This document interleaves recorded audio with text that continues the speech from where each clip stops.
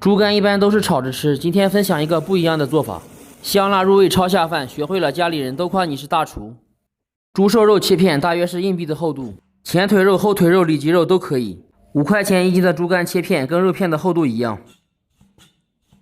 切好加水清洗一下，洗掉血水，这样能最大程度的减少腥味。换水清洗2次，挤干水分，方便下一步腌制。分别加入盐、鸡精、胡椒粉，入个底味就行，不需要放太多。再分别加入料酒去腥，抓匀。肉片要抓至有一点发黏，这样吃起来更嫩。腌制猪肝最重要的是把水分挤干。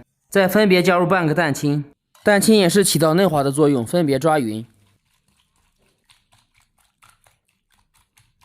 再加入生粉或者玉米淀粉抓匀，封锁水分。蛋清和生粉预热后会凝固，这样可以防止水分流失。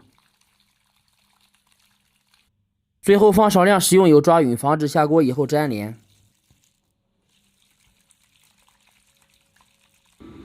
锅里放油，下入花椒、麻椒爆香，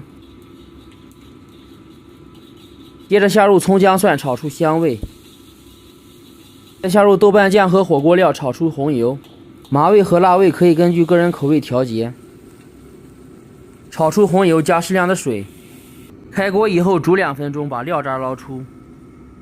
根据个人口味下入自己喜欢吃的配菜，调味加盐、鸡精、胡椒粉，让配菜入一下味，煮至断生以后捞出，放盘里垫底。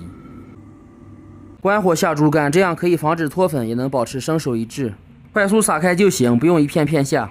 肉片后下锅，因为猪肝的成熟时间稍微长一点。全部下锅，开小火晃动锅底，完全定型以后轻推一下锅底，全部飘起来就熟了。这样猪肝和肉片做出来才够嫩滑。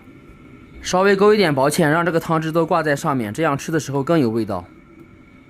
有一点浓稠就可以了，出锅装盘。油烧到冒烟，勺子里放上干辣椒和蒜末，把热油浇上去，激发出香味。